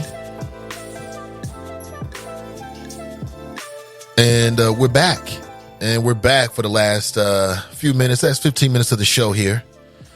Okay, so I posted a link to the Train the Trainer. That event is coming up on Thursday this week, December the 19th. Train the Trainer. It'll be at Renew Community Church. And I posted a link inside the Chop Shop and also on my page and in the Friends page. Do what you got to do, man. Do what you got to do, yo. It's good to see you, though. Good to see your avatar. Spreaker has been a pain in the ass. It's been a pain in the ass, and it's led to some not so good moments on the show. But one thing that I do like about the Chop Shop is that you can post an avatar. I can actually see an image of you. And I don't know, for me, it just adds to the conversation. It just feels more personable. Let me remind you that I think we need good people from the Cincinnati area to consider a career in law enforcement. I posted a link on the Nathan Ivey Show page, and you can follow that link. Please share that link with anyone who you think might be interested or has ever expressed an interest in working in law enforcement, because the Cincinnati police officer recruiting is now open. And you can apply today and launch an amazing career in law enforcement with tremendous opportunity for growth and development. For anyone who's interested, you may not remember all of this, but hopefully you remember this. You can text Cincy PD to 797979 for more information. You can just share that with someone.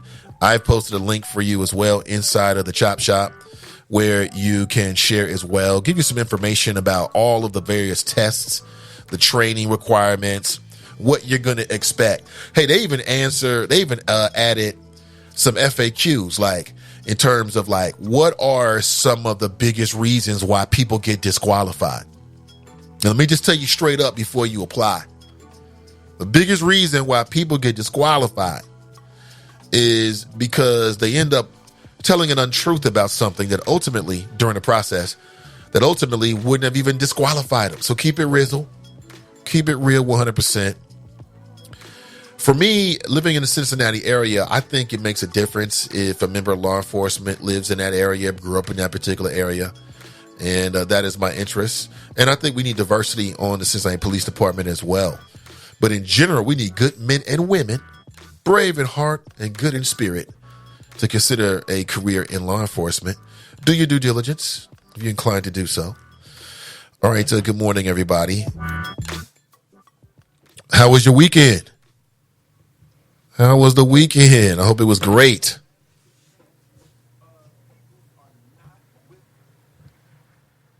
There's a little bit of Will Smith you can hear in the background. Orlando Anderson writes, well, Glenn, you live around all the white people. Why don't you tell us? You brag about being a Jackie Robinson and 700 WOW, wouldn't you know better than any of us how old white talk show hosts are referred to? Oh, boy. Here we go. Nate, what about Russ Parr? Let me see here. Let me see.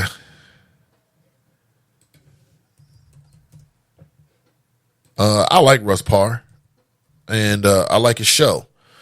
And again, you see a similar thing as you saw Ricky Smiley. You got a host who typically, I think Russ Parr is an entertainer, entrepreneur, but a comic as well, right?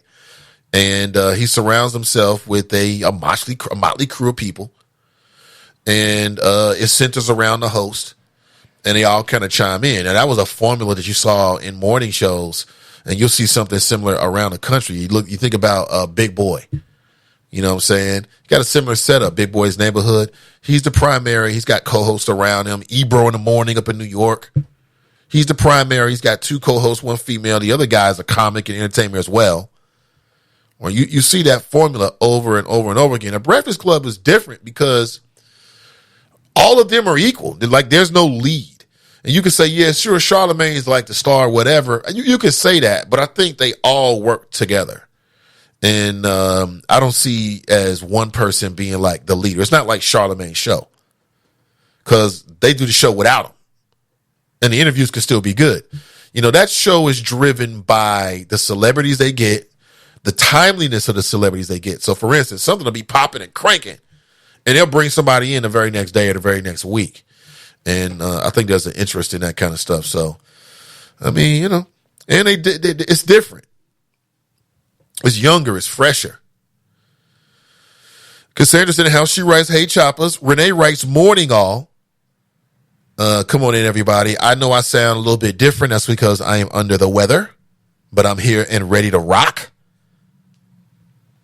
with you every morning. I plan on being with you tomorrow morning. If I'm not with you tomorrow morning, that means I literally can't get out the bed. Like, literally. Or I can't speak. Because if I can whisper, then I'll whisper the daily news and flows to you. That could be creepy. Actually, strike that from the record. Strike that from the record. Talking more sports. Jesse said he had a good time. That's great. Great to hear it. Nate, is that lean? Is Nate is on that lean forgetting birthdays, LMBAO? I'm forgetting birthdays. I do have not lean. It's not lean, because lean is when you put alcohol with it, right? No, it's just some stuff that tried to take out the stuffiness. I'm not sure how well it did. I'm just saying, Black Russia, black men should be dominating college basketball coaching, and we know the reasons why they don't, right? We do know. More of your chat. Ricky Smiley isn't funny. The elder black church lady. Then what? I don't think that Ricky Smiley is funny either. And I never thought that church lady was all that funny. But this is just me. I'm not trying to hate on that brother. Obviously, other people think it is. Orlando writes, Bob, let's see, talking about Willie Cunningham crowd. You know. Failed to mention, we need to pray for Sorrentha. She lost her brother. Is that right? Oh, no. I hate hearing that. Oh, no. Thoughts and prayers to Sorrentha. OG. Lost her brother. Terrible. Absolutely terrible. I feel for her. Renee writes, Doug Banks passed a few years ago. Thank you so much. Tracy writes, Doug Banks died. Right. I have forgotten that. I fully admit it. See. Mitch has been orchestrating the advancement of white supremacy a very long time. Yes, he has. Mitch McConnell has, through his policies. Mitch McConnell recently was on Fox News, and he admitted it. He was on Fox News talking with Sean Hannity recently. And in an interview, he just basically admitted, like, yeah, you know, the reason why Obama didn't get a chance to fill those vacancies is because I orchestrated it. Dun, dun, dun, you know, scary music in the background. Yeah. Just straight up admitted it. And the American people were swindled by, see, just like there's a lack of education in some levels in the black community, I think there's even a bigger lack of education in the white community. And you got white people who are being used. Their emotions are being used against them. And the Republican Party will get them all whipped up emotionally and then deliver and then tell them, we got the answer. And the answer goes against your future. Right? It goes against the future of your children, but you all whipped up emotionally. Yeah, these brown people come here taking my job. That's why coal is dying as an industry, because of the Mexicans coming in here taking jobs, right? It doesn't make any sense, but the connection is the emotions, the outrage. Hillary Clinton, her emails. We find out Donald Trump did the same damn thing. Nobody talks about it. No story here. Keep it moving. Nothing here. Like I said, the one thing about this impeachment thing is hilarious is that if Obama had did this, if a whistleblower had came through and went to the Republican Party like, yo, Obama was trying to leverage U.S. foreign policy to try to stop Mitt Romney. Man, they can get so sanctimonious, so stuck on themselves in an instant. Man, one of these Republicans, I would say that they might emulsify themselves like the Tibetan monks did during the Vietnam War, to protest against the corruption of war. You'd have these monks who literally would pray for a while, douse themselves with some kind of chemical accelerant, we'll say gasoline, and then emulsify themselves. You know what that word means, emulsify? That's when you set yourself on fire.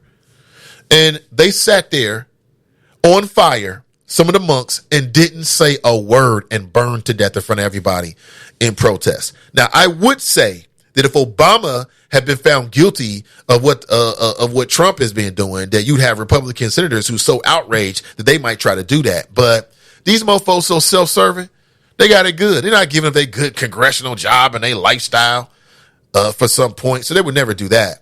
But they would certainly be waving a flag and talking about patriotism and the founders and the right thing to do. The whole moral outrage, Republicans do that really well. You know, moral outrage about Hillary and her emails. It was the worst thing ever. Oh, it's an affront to the men and women in the armed forces, they said. Oh, how can you say you care about the troops? And here you are possibly divulging secrets via your unsecure phone and all this kind of stupid ish. Every time Obama wanted to pay for something, we don't have any money to pay for the bridge and roads in America. We can't do that because we'd be leveraging the future of our children. Oh, what about the debt, they said, for months and years? Oh, we can't pay for this liberal dream because we're going to give up the future of our children. And now Trump has rolled up the deficit and nobody's talking about it. They do outrage real good. Better than the Democrats. They do outrage better than the Democrats. Be honest, they do. It's true. Man, they'll get on a high horse in a second. They will get on a high horse in a damn second. Sidebar. I saw this over the weekend. This may or may not be interesting to you. I'm going to throw this out here. This has nothing to do with nothing we talking about. It's a completely new story. It's just a really quick flow. I thought it was quite interesting, man. But does anybody know the name Lou Pearlman? Lou Pearlman was a white male serial entrepreneur / businessman who put together two of the biggest pop groups the world has ever seen. One was the Backstreet Boys, and then the other was NSYNC. And apparently there's like some new chatter about this. I saw it on ABC News over the weekend, all about Lou Pearlman and the Backstreet Boys. And while I wasn't really interested in the Backstreet Boys, what I thought was more interesting is that this guy Lou Pearlman was a con man. He's a con man.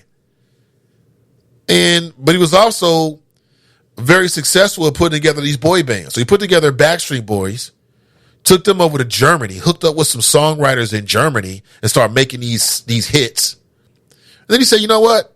I'm going to see if I can do it again. And did it again with NSYNC.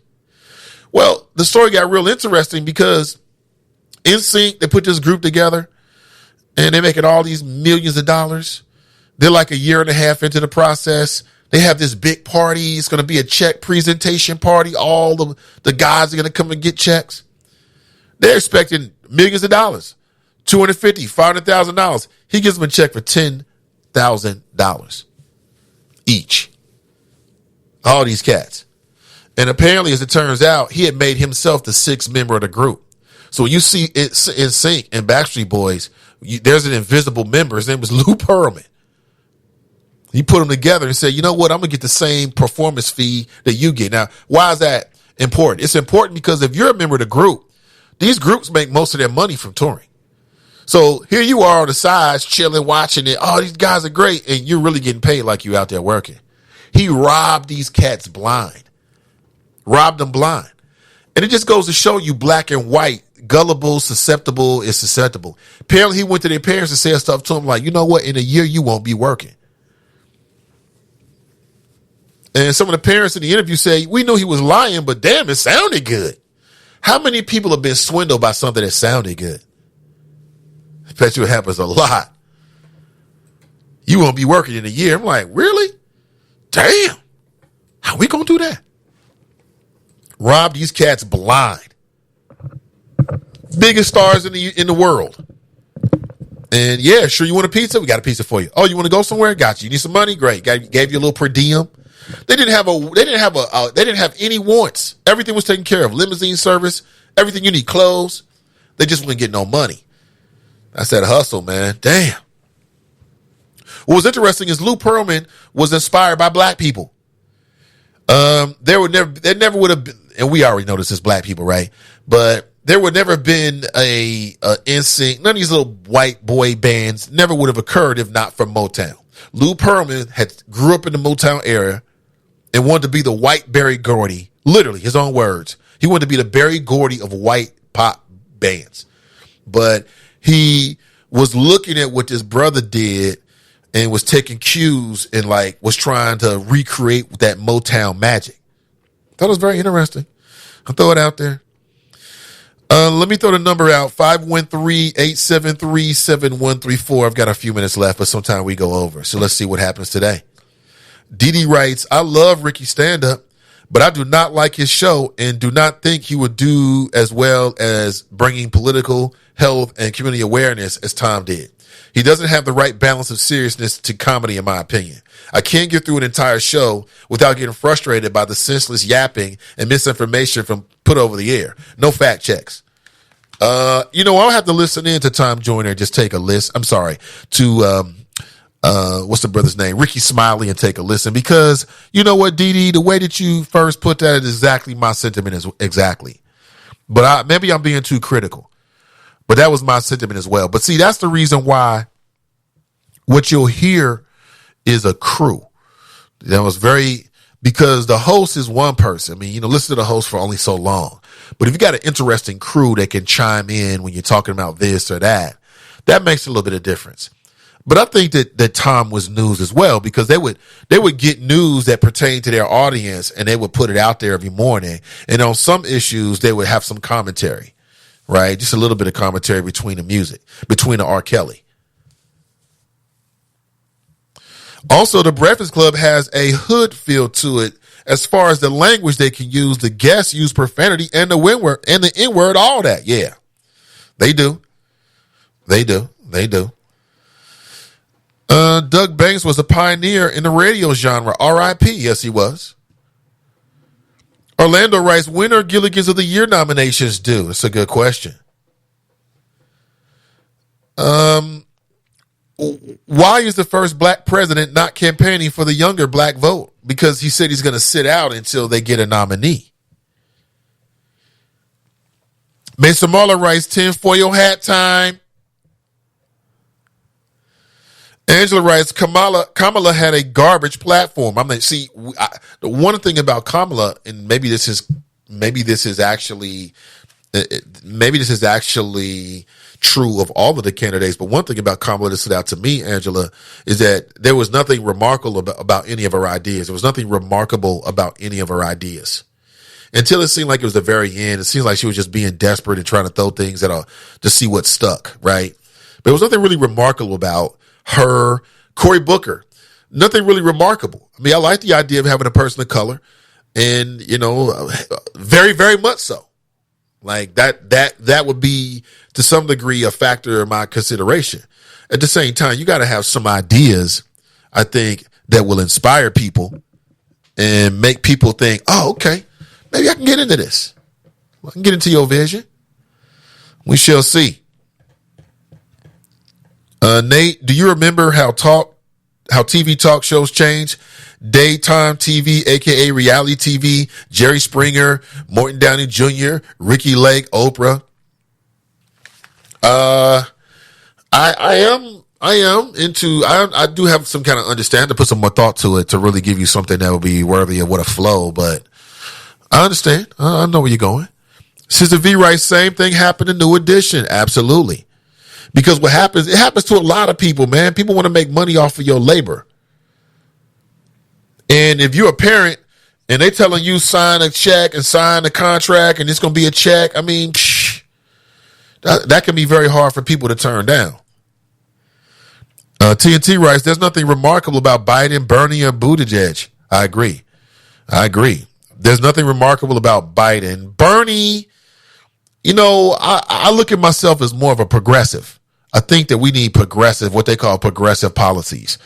And the biggest part of that is I would say I've got a little bit of that Robin Hood idea in me. Not that we should rob from the rich, but that I believe that we can't take care of concentrated poverty unless we're willing to deal with policy, concentrated wealth.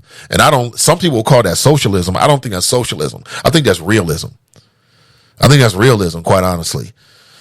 So I can't tell you what Bernie's signature is. I guess the healthcare plan would be him and Elizabeth Warren. Who's more progressive? Buttigieg says that those are too liberal, right? But that's kind of where my head is. I think it's a wrap for another half minority that was as white identifying as Obama.